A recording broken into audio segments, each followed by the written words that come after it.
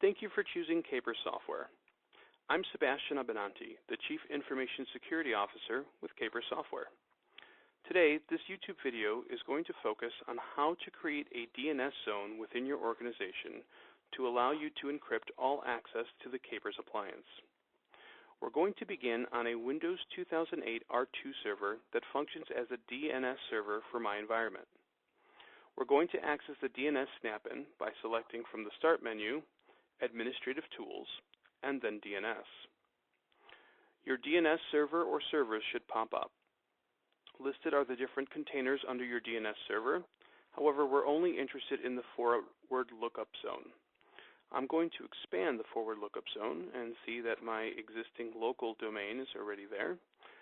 We're going to go ahead and create a new one, but before we can do that, we'll have to obtain some information.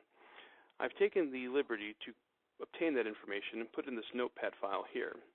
If you don't already have this information, you can obtain it by contacting the Capers Help Desk.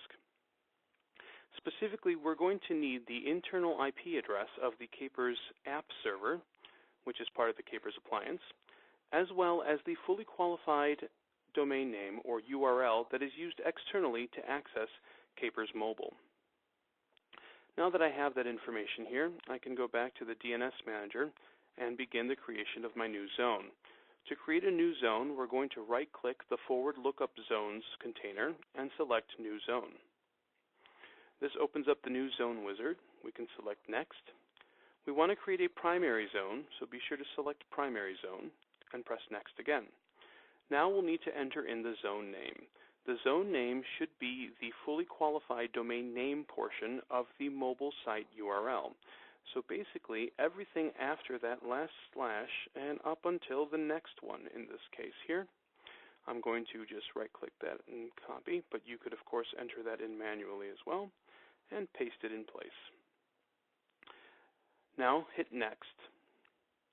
It's going to ask you if you'd like to create a new file or use an existing file. New file would be the way to go, so press Next. And you also want to be sure to not allow dynamic updates, because doing so could add an unnecessary security risk. Next.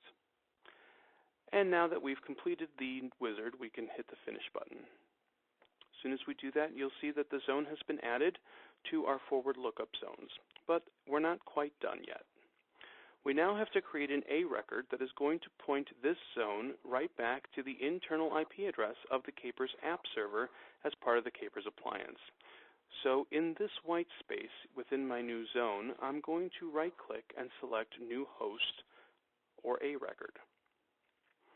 The name should be left blank so that this particular record will point directly to the zone and not to any sub-host within the zone. So I'm going to move over to the IP address portion and just key that in using my notepad at the bottom for reference. And there is no need to create a pointer record.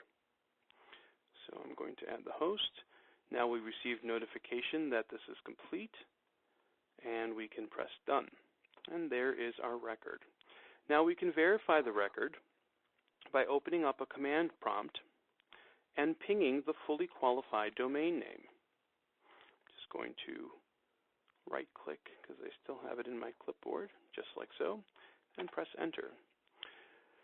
As you can see, we are receiving responses back.